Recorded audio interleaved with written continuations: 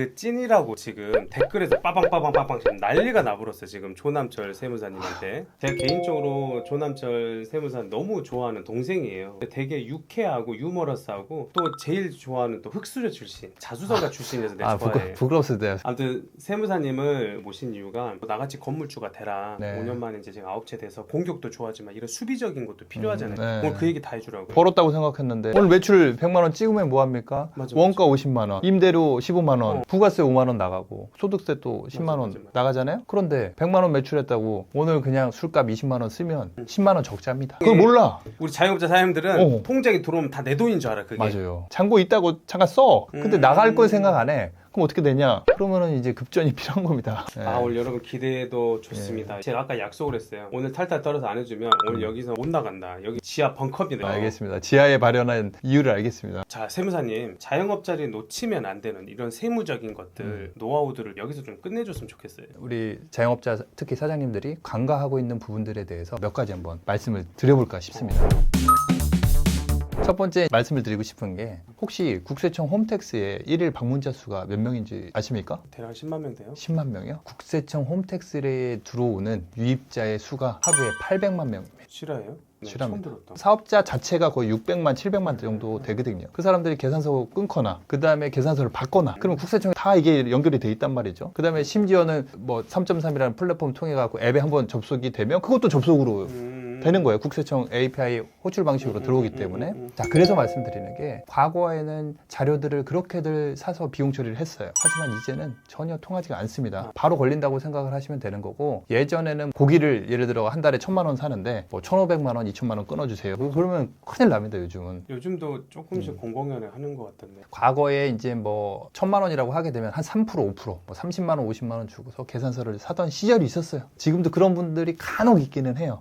하지만 그런 부분에 있어서 적발 리스크 위험이 굉장히 다 높아졌기 때문에 절대 그런 거는 생각을 안 하시는 게 좋고요. 이런 경우에 금액이 큰 경우에는 심지어는 뭐 본세에 가산세에 그거는 당연한 거고, 금액이 막 억 단위가 넘어가게 되면은 검찰 고발까지도 될 수가 있습니다. 그래서 이제 현실적으로 나 이거 다 알고 해갖고 그 대금을 뭐 50%를 왔다 갔다 한다든지 뭐 100%를 왔다 갔다 한다든지 그런 사람들도 계속 있어요. 가급적이면은 그 투명한 방법으로 사업을 하시고 투명한 방법으로 절세를 하시기를 권해드리고 싶고요. 두 번째로 제가 말씀드리고 싶은 거는 이 직원들에 대해 갖고 MZ세대들이 굉장히 똑똑하잖아요. 그리고 인터넷 유튜브 쳐보게 되면은 자기의 권리를 너무 잘 알고 있어. 그래서 4대 보험을 정확하게 드는 게 중요하고요. 그렇지 않게 되면 4대 보험 좀 아끼려다가 나중에 더 피곤한 일이 발생이 될 수 있습니다. 심지어는 제가 협박받는 사장님들도 몇 명 봤습니다. 사장님 이거 잘못하신 거 아시죠? 근로계약서 안 주신 거 아시죠? 그러면은 바로 주셔야 되는 거 아시잖아요. 원칙적으로 편의점 알바를 하던 뭐 식당, 카페 알바를 하던지 간에 주 15시간이 넘어가게 되면 일용직이 아니고 4대 보험 들어야 되거든요. 대부분 들어야 되는데 실제 이제 사업을 하다 보면 4대 보험이 부담되다 보니까 그 다음에 이제 그 근로자도 3.3 하는 게 떼니까 그렇게 하는 게 사실은 아직까지도 관행으로 되어 있기는 합니다.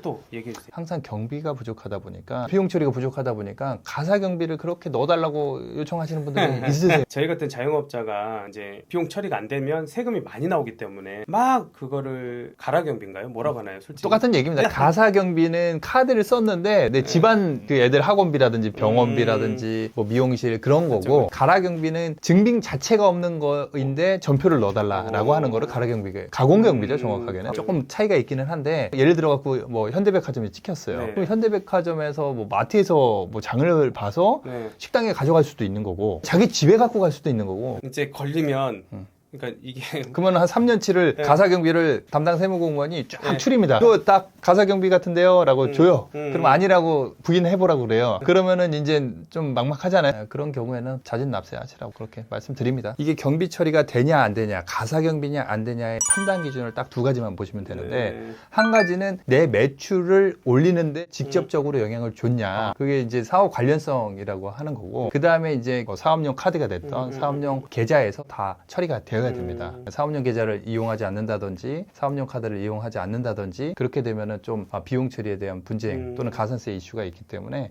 요 점을 좀 주의를 해야 될 것 같습니다. 세무사님 너무 재밌는데요. 네. 또 네. 절세 하는 방법도 이야기 좀 해주세요. 제가 이제 저희 사무실이 강남역 바로 근처에 있는데 근처에 우리 그 직원들이 저녁에 잠깐 그 치맥 이렇게 한잔 먹으러 가면은 직원들이 한 10명 되는데 9명이 막 동남아시아 젊은 막 MZ세대들이야. 이제 모르긴 몰라도 분명히 취업 비자가 있는 사람도 있고 취업 비자가 아닌 친구들도 분명히 있을 거예요. 그런 경우에 문제가 된다고 생각을 하다 보니까 그런 부분에 있어서 비용 처리를 못 한다든지 특히나 요즘 경기가 어렵다 보니까 뭐 신용불량자라든지 많잖아요. 그러면은 이름을 못 쓰잖아요. 왜냐면 주민번호 넣게 되면 소득증명부터 다 맞아, 문제가 한 사람이 되니까 불법 체류자 잡혀갈까봐. 하지만은 사업장 입장에서는 아까 좀 전에 말씀드린 것처럼 비용 처리하려고 그러면은 사업과 관련된 직접 관련된 비용은 인정을 받거든요. 다만 신고를 안 하면은 신고 안 한 거에 대한 페널티, 돈은 나가고 계약서는 있는데 명세서는 있는데 나갔다 하면은 증빙불비에 대한 가산세 그런 거를 다 물고서 비용 처리는 할 수 있다 이거죠. 가산세야 뭐 1%, 2%, 3%밖에 안 되지만은 이 비용 처리를 안 하면은 소득세가 20%, 30% 나갈 거잖아요. 그죠. 그렇기 때문에 외국인 노동자가 됐던 신용불량자가 됐던 그 다음에 또 가족 중에서도 가족이 실제 도와줬다고 하면 비용 처리 되거든요. 그 부분에 대해서 깔끔하게 이제 통장 내역과 이체 증빙으로 비용 처리가 가능하다라는 점 꼭 기억하셨으면 좋겠습니다. 근데 반대급부에서 일하지 않는 가족이라든지 잔뜩 넣어갖고 실제로 신고 당한 사람들 많더라고요. 그런 거 조심해야겠죠. 많죠. 그건 보면은 대본에 나오는 게 실제 가족들이 일을 하는 경우도 있지만 그냥 관행적으로 뭐 한두 명 뭐 2, 300만 원씩 넣고 또는 3.3% 처리하고 하는 경우도 있는데 그 주소지만 봐도 딱 대본에 나오잖아요. 서울에 사업장이 있는데 주소가 막 천안이야. 그러면 상식적으로 왔겠어요? 안 왔겠어요? 못 왔지. 못 왔겠잖아요. 그러면 그런 부분에 있어서 대본에 걸리는 거죠. 그런 것들 조심해야겠다. 네. 그리고 이제 식당 사장님 중에서는 크게 이제 매장을 뭐 50평 이상 대형 매장을 내지 않는다고 하게 되면 간이가세를 낼 수 있으면 간이가세가 부가세 부담이 거의 없기 때문에 간이가세자로 내는 게 좋긴 합니다. 지금 간이가세자들 네. 사경됐죠. 지금 8천만 원까지 올라가 있어요. 원래 얼마였죠? 원래 예전에는 한 4,800만 원까지 됐었거든요. 저도 처음 네. 시작했을 때 간이가세자를 시작했거든요. 네. 그럼 일반 가세 말고 간이가세를 하면 좋은 게 뭐 있어요? 간이가세자로 하게 되면은 일단은 부가세가 거의 없다 생각하시면 돼요. 특히 신용카드 매출만 발생되는 사업장 같은 경우는. 그런데 착각하시는 게 이게 부가세가 없는 거지 소득세도 없다 그렇게 생각하시는 경우가 있거든요. 근데 소득세는 간이가세자나 일반가세자나 똑같습니다. 그렇기 때문에 간이가세자는 일단은 부가세 혜택도 굉장히 큰 거거든요. 네. 1년 매출이 예를 들어 갖고 1억이다. 그러면은 부가세가 보통 일반과세자 같은 경우는 식당 같은 경우는 3에서 5% 정도가 나오거든요. 네. 그럼 1억이면 300에서 500 정도를 세이브하는 거예요. 일반과세자는 내는데 간이가세자는 안 낸다는 거죠. 그럼 바로 500 세이브 되죠. 매출이 5억이다. 그러면 3%면 1,500이고 5%면 2,500이에요. 그러면 1,500에서 2천만 원을 공제를 받는다는 거예요. 그런 부분이 있다는 거고요. 일반과세자에 대비해서. 그리고 불리한 점은 간이가세자가 이제 인테리어를 많이 한다. 환급을 못 받는 거죠. 부가세 환급을 못 받죠. 근데 예를 들어 갖고 뭐 그럴 수도 있죠. 사업장을 양도양수 받을 수도 있고 간이가세자한테 간이가세를 뭐 받을 수도 있고 뭐 그런 경우도 있잖아요. 그러면 뭐 시설 장치라든지 그런 게 없잖아요. 그냥 권리금 받고 사고 팔고 하는 거니까. 어쨌든 규모가 조금 작은 사장님들 같은 경우는 그 부분에 혜택을 볼 수도 있는 거죠. 근데 심하게는 만약에 그 2024년 1월 1일자에 간이가세를 신청을 했어요. 그게 매출이 언제 신고가 되냐면은 2025년 1월 25일 날 신고가 된단 말이죠. 네, 1년 후네요. 그렇죠. 네. 그런데 간이가세 이제 지역이 있고 면적 요건이 있는데 대박이 난 거야. 그래서 1년 동안 매출이 10억 났고 그 다음 연도에도 5억이 나서 총 15억의 매출이 난 거예요. 그렇다고 하게 되면은 이게 마진율도 또 좋아져 갖고 한 5%의 부가세가 나올 수가 있다는 거예요. 네. 그러면 15억에 5%면 얼마죠? 7,500만 원이에요. 네. 그러면은 거의 7,500만 원에 대한 부가세를 아낄 수도 있는 거예요. 결국은 이제 부가세를 이제 안 내는 부분과 부가세 환급되는 부분을 비교 우위해갖고 유리한 거를 좀 활용하실 필요가 있다. 계속 재밌는데 또 이야기죠. 비용 처리 많이 할 수가 있는데 뭐 접대비도 있고 복리후생비도 있고 뭐 다양하게 예를 들어 갖고 우리 강호동 대표님 같은 경우는 부동산에 대한 컨설팅도 하시고 또 외식 사업도 하시고 법인으로 또 운영하시고 하기 때문에 사람들을 많이 만나야 되잖아요. 특히 대표라고 맞아요. 하게 되면은 그러면은 뭐 거래처 그다음에 뭐 매출처 매입처 다 만나잖아요. 그러한 비용들도 접대비 처리가 가능합니다. 그리고 경조사라든지 돌잔치, 뭐 백일잔치 뭐 다 있지 않습니까? 그런 것도 뭐 건당 20만 원씩 되기 때문에 연간 3,600만 원 한도도 음. 큽니다. 꼼꼼히 잘 챙겨야 됩니다. 나도 이것만 아껴도 네. 돈 세이브 많이 시켜준 게 있었거든요. 그럼요. 가장 제가 이제 강조하면서 말씀을 드리는 게 이 세금에 대해서 사람들이 굉장히 경각심을 못 갖고 있어요. 아까 말씀드린 대로 부가세가 매출에 3% 5% 나온다고 말씀드렸잖아요. 그러면은 뭐 상반기 매출이 1억이 나왔어요. 네. 그러면은 300만 원에서 500만 원의 부가세를 준비를 해야 돼요. 그리고 또 매달 10일 날 직원들 원천 징수에 대한 소득세도 또 납부를 해야 돼요. 그리고 매년 5월이 되거나 6월이 되면은 소득세도 또 내야 돼요. 그런 부분. 그다음에 또 매달 10일이 되게 되면 4대 보험료도 또 내야 돼요. 맞아요. 결국 사업자 통장에서 돈이 다 나가는데 돈을 다 써버렸어. 그날 써버렸으면 잔고가 없잖아요. 그럼 이건 빵꾸 되는 거예요.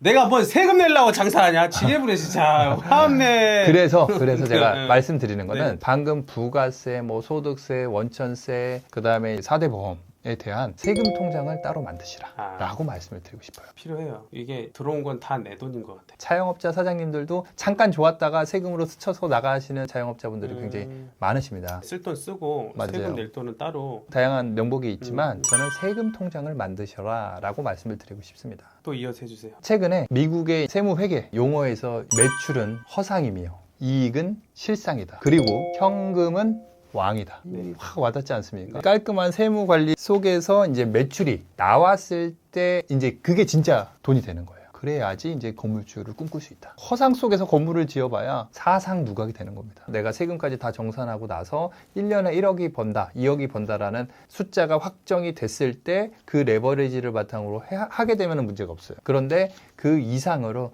너무 하게 되면 문제가 될 수 있으니까 주의를 하셔야 된다라고 말씀을 드릴 좋습니다. 수 있습니다. 그래서 아직 건물주가 안 돼보신 분들이 많아서 저희가 항상 수지 분석을 할 때 돌다리도 두들겨 보고 가잖아요. 거기에 수지 분석이 꼭 들어와 있는데 네. 그래서 세무적인 거를 이런 이자라든지 다 보이지 않는 돈들을 항상 체킹을 해서 넣어야 맞습니다. 되거든요. 너무 재밌어요. 세무사님 오늘 모시길 역시 잘했어. 다 대표님 덕분입니다. 레이저로 쏘시니까 제가 이렇게 저도 레이저가 오는 만큼 가는 겁니다. 예? 이심전심.